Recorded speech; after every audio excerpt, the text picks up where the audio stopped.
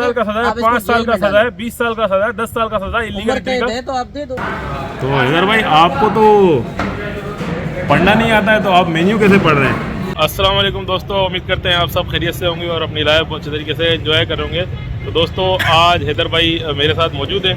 तो इस वक्त हो गया है लंच का टाइम, तो हम आए यहाँ पर कराची के इलाके कोरंगी नुमान रेस्टोरेंट पे। तो हैदर भाई दोस्तों से सलाम दुआ कर लीजिए।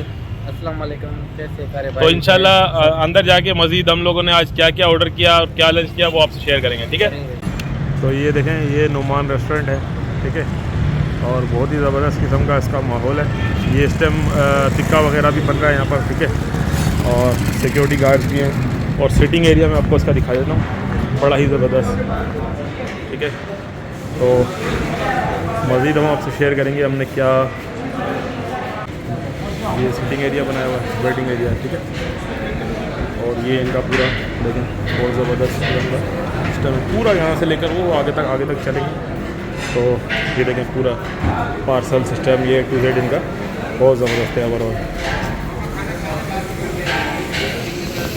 तो ये बहुत ही ज़बरदस्त रेस्टोरेंट। ये हैदर भाई इस वक्त मेन्यू चेक कर रहे हैं। तो हैदर भाई आपको तो पढ़ना नहीं आता है तो आप मेन्यू कैसे पढ़ रहे हैं? यार वकास भाई उर्दू है।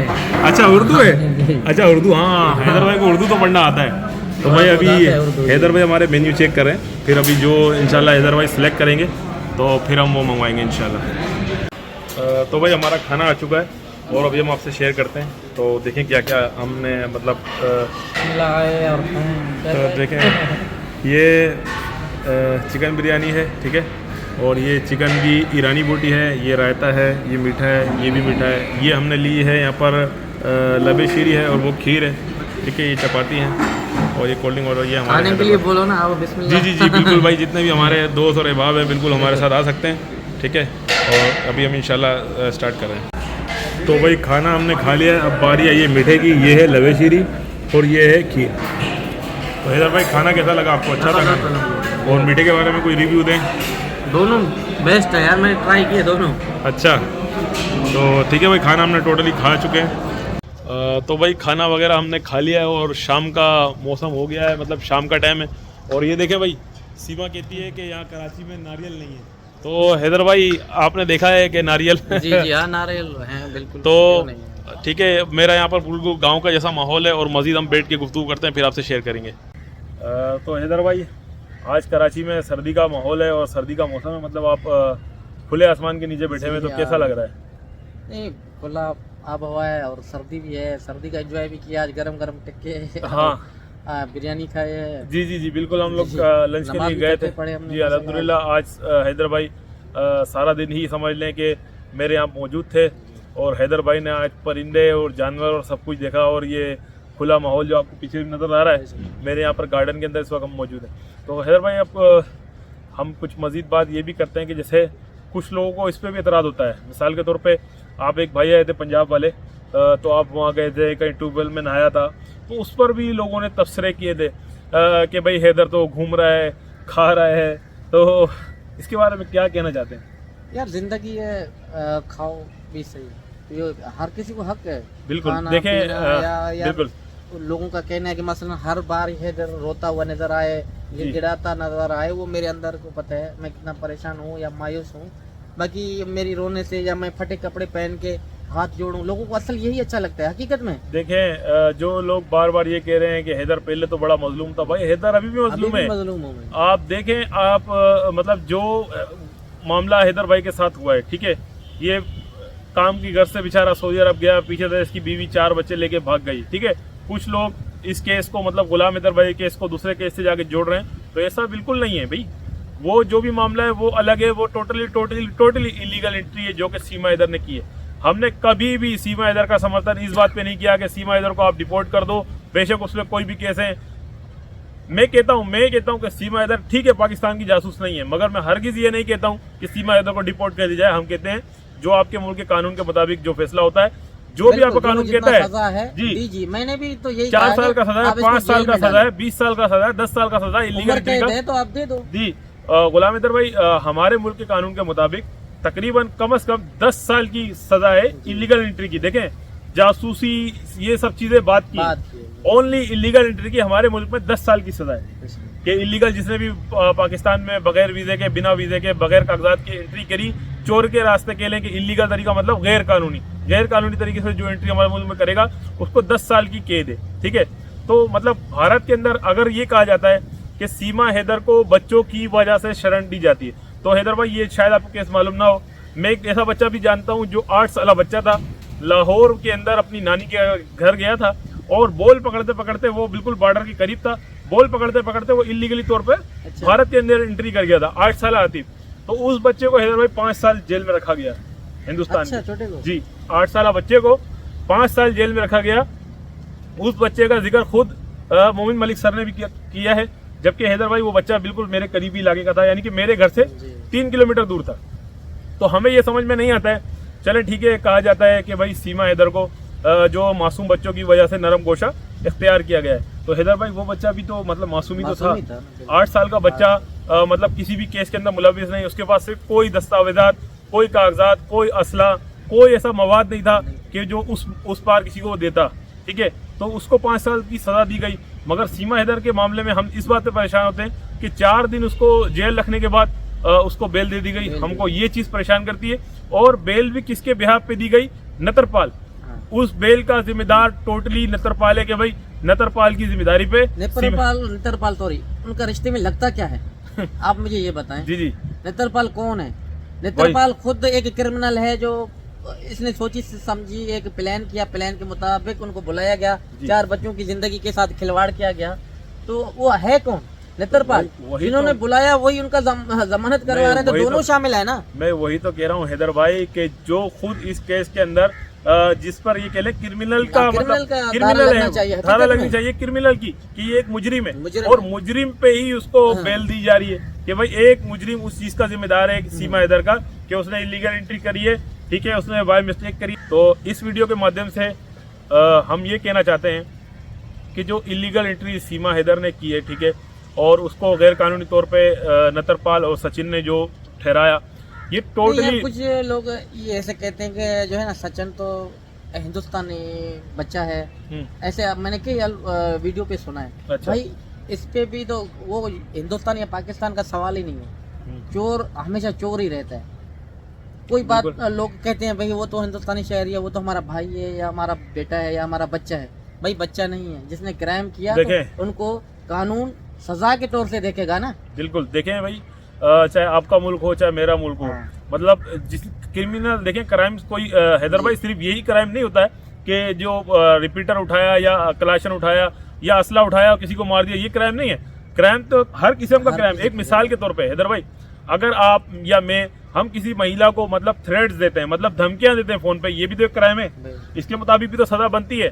खाली ऐसा थोड़ी किसी ने कत्ल किया तो उसी को सजा मिलेगी। जी बिल्कुल आप सही कह रहे हैं हैदर भाई, ये मैंने बिल्कुल सुना है, बारहा सुना है कि अक्सर लोग ये कहते हैं कि सचिन तो हमारा हिंदुस्तानी है। तो देखिए भाई, क्राइम आपके मुल्क में भी होता है, क्राइम कोई भी कर सकता है। तो क्या मतलब आपके मुल्क में जो क्राइम करता है उसको सजा नहीं मिलती है? सजा नहीं मिलती या आपकी हुकूमत इतना कमजोर है जो उसको सजा नहीं देते? हम हैरान है। तो देखें भाई, टोटली इस केस के अंदर जो जिम्मेदार है, मैं तो हमेशा कहता हूँ, मैं ये नहीं कह रहा कि हमारी सीमा जो हैदर है वो पाकिस्तानी है तो उसको छोड़ दो। मैं कहता हूँ सीमा हैदर से भी बड़े मुजरिम नतरपाल और सचिन है। क्यों कि सीमा हैदर तो पाकिस्तान से इन्होंने बुलाया, ठीक है, मगर वो जो 52 दिन या 48 दिन जो गैर कानूनी तौर से जो पुलिस के बगैर, यार वो तो छुप के रह रहे थे, जब पकड़े गए तो रोना पीटना इन्होंने शुरू किया ना। वही तो हैदर भाई, पता नहीं कई सालों से छुप के रखते, क्या अगला राज था, आगे जाके क्या करते, किसी ने कोई एक्शन उठाया? इस बारे में कोई सोचा किसी ने? बिल्कुल हैदर भाई, इरादे अच्छे होते तो ये खुद शुरू में जाते। जब ये पकड़े गए, पकड़े के बाने के बाद हर चोर यही कहता है कि मैं चोर नहीं हूँ। कोई भी बड़े से बड़ा क्राइम करे ना, पकड़ने के बाद वो कहते हैं तो मैं चोर नहीं हूँ। कभी किसी चोर ने माना कि मैंने हैदर भाई, यही तो बात है कि अगर ये चीज वो लोग खुद मतलब कानून के पास जाते तो फिर तो समझ में आता है भाई, खुद चलेगा।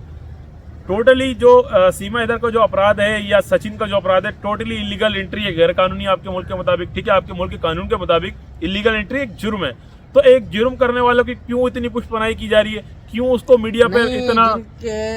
चौकी से गए, मैंने यहाँ तक सुना कि उन जो जिनकी ड्यूटी लगी हुई थी वो ड्यूटी से खारिज किए गए। जी भाई, जो तो ड्यूटी से खारिज किए गए जो रह रहे हैं हाँ। उनके ऊपर कोई एक्शन नहीं उठाएंगे। तो हम अफसोस है यार। तो हैदर भाई नहीं, आप इस बारे में भी तो बताए ना, जैसे वो चौकी पास की जिस पुलिस का ड्यूटी था उनको हमेशा के लिए घर बैठा दिया, जो उनको लेकर आए, जो इनको रह रहे हैं, जो इनकी पुष्टपनाही कर रहे हैं, तो उनको तो कोई सजा नहीं दे रहे। बिल्कुल देखें हैदर भाई, हम इसी बात से परेशान होते हैं कि सीमा ने जहाँ से एंट्री की वहाँ 2 जो सुरक्षा एजेंसी के अधिकारी थे उनको उनकी ड्यूटी से बर्खास्त कर दिया गया, ठीक है। उनके लिए किसी ने आवाज़ नहीं उठाई, एक मिसाल के तौर पे।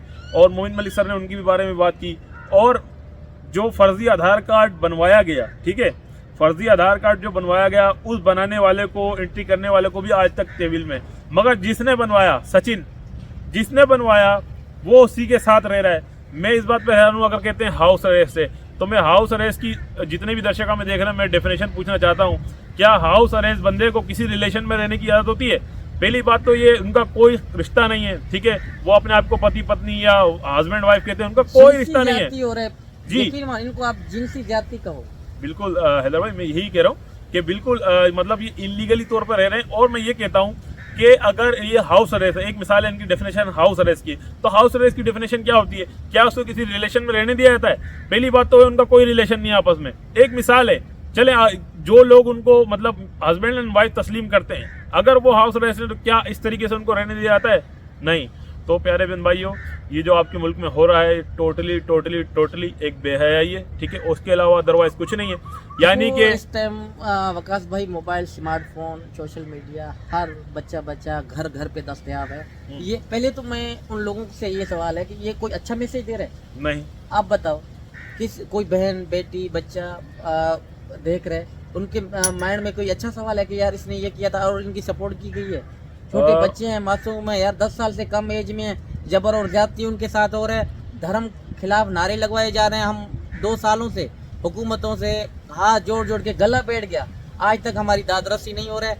अगर ये बादल बाबू बादल बाबू आया है, उनको देखो, हुकूमत, मैं नहीं कहता सही आया या गलत आया, जो भी इसने हरकत की उनकी सजा अदालत ने फौरन दी और उनको जेल में डाला। शायद हमें ये बात की या ज्यादा बोलना भी नहीं पड़े ना, हम किस लिए बोल रहे हैं कि उसको अभी तक सजा क्यों नहीं हुई। और दूसरी बात हैदर भाई, चले ठीक है, बेल के लिए जो हमारे यहाँ के वकील हैं फयाद रामे साहब, उन्होंने अगर बेल के लिए भी अप्लाई कर रहे हैं तो उन्होंने कोई ऐसा बयान अब तक जारी नहीं किया गया है कि जैसे कि एपी सिंह दूसरी तरफ कहता रहा है। बिल्कुल भी ऐसा हाल फिलहाल आप फयाद रामिया हो या कुछ भी और भी हो, कुछ भी नहीं कर सकता जब तक अदालत अपना फैसला नहीं सुनाए, है ना। इसके बाद उनकी सजा कम होने की या कोई दरखास्त डालने की वकील का असल बात बाद में ही होता है। नहीं। शुरू में किसी से अदालत, हुकूमत ने किसी से कोई नहीं पूछा, अपनी कार्रवाई खुद सर अंजाम दिया और सजा भी उसको अपनी तौर पे वो देंगे। हैदर भाई, मेरा यहाँ कहने का मतलब सिर्फ और सिर्फ ये था, एक मिसाल है, जैसे कि एपी सिंह मार्केट में नया आया था सीमा हैदर के केस में, तो उसने आते के साथ ही बिल्कुल कानून को पछाड़ा देने की उसने बात करी कि मैं देखता हूँ कौन इसको जाने देता है। देखें, फयाद रामे साहब ने अगर बेल के वगैरह के बारे में कुछ कहा है तो उन्होंने कोई कानून हाथ में लेने की बात नहीं की है। उन्होंने बोला मैं बेल के लिए अप्लाई करूंगा। मुल्क के खिलाफ नारे लगवाना, बच्चों को माइक थंब पे हाथ दिलवाना, सिर्फ टीआरपी ही ली गई और टीआरपी ली जा रहा है आज तक। मैं यही कहूँगा। बाकी एक बात वाज़ेह है, जब अदालतों को अपनी तरीके से काम करना पड़ता है ना, वो करना चाहिए। बिल्कुल हैदर भाई, हम उम्मीद भी यही करते हैं कि भारत सरकार और भारत की हुकूमत और भारत की जो जुडिशरी है, जो अदालती निज़ाम है, वो जल्द अज जल्द इस फैसले को तेजी लाया जाए और उनको जेल के हवाले की जाए। बिल्कुल। आज भी हमारा यही रिक्वेस्ट है, हम नहीं कहते कि इनको अब डिपोर्ट करो, जेल में डालो। बिल्कुल। कितना सजा अदालतें दे रहे हैं वो उनकी मुताबिक देंगे ना। हैदर भाई, काफ़ी दफ़ा हमने, मोमिन मलिक सर ने भी यही बात की है कि सीमा हैदर को फिलफौज जेल भेजा जाए। ठीक है, आप हैदर के बच्चों को सुबह डिपोर्ट नहीं कर सकते, आप शेल्टर होम भेजें। एक मिसाल है, सीमा हैदर को भी ना, देखो कोई बात भी इस बारे में वकास भाई हुआ ही नहीं। तो प्यारे बहन भाइयों, इस वक्त मौसम मतलब वो काफ़ी हमको सर्दी भी लग रही है, ठीक है, और मेरे पीछे आपको शायद नज़र आ रहा हो तो दरख्त भी लहरा रहे हैं और हमें काफ़ी सर्दी महसूस हो रही है। तो इसी उम्मीद के साथ कि प्यारे बहन भाइयों, गुलाम हैदर को जल्द इंसाफ मिलेगा, इसी उम्मीद के साथ आज की वीडियो करते हैं अख्ताम। तो हैदर भाई को अपने घर भी, जहाँ पर मतलब रिहाइश पजीर है, वहाँ पर वापस पहुँचना है। तो मैंने तो हैदर भाई को रिक्वेस्ट भी की कि आज मेरे साथ ही रुक जाएं, मगर हैदर भाई कहते हैं नहीं। तो फिर मैंने एक बात ये भी कही कि चलें शाहिद भाई के चलते हैं, तो बोला नहीं, मेरे को आज जाना है, सुबह मेरे को खुसूसी काम है और कुछ दिनों बाद हैदर भाई अपने गाँव भी रवाना हो रहे हैं। तो ठीक है, अपना रखिएगा बहुत सारा ख्याल। इस वीडियो से हम चाहते हैं, अल्लाह हाफिज़।